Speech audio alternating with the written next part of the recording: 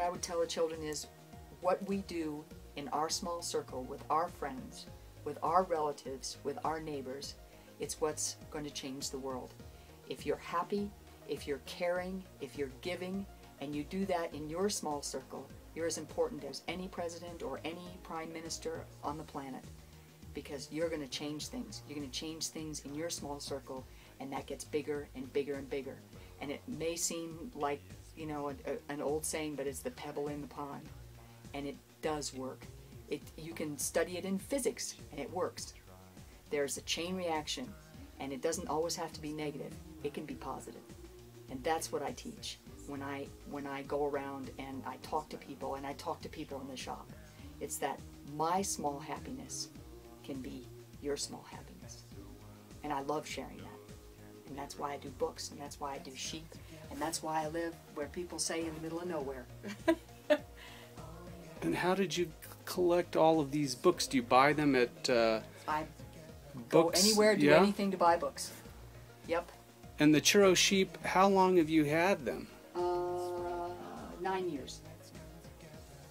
And how did you decide to get involved with churros specifically?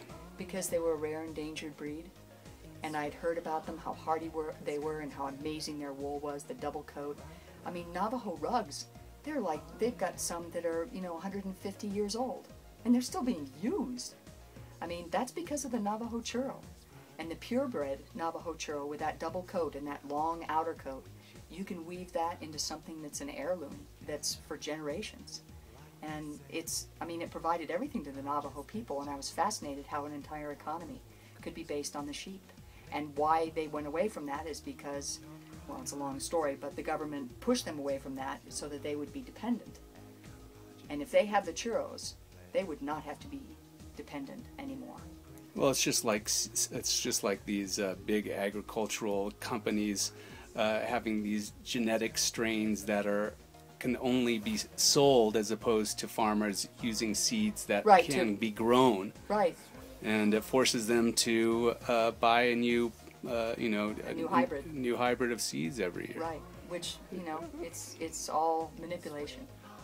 But there's always a core group that will resist that, and there'll always be people who believe in Earth the way it should be. I mean, it's all about dirt and water. Air's good too. Air's good too, but, you know, dirt and water.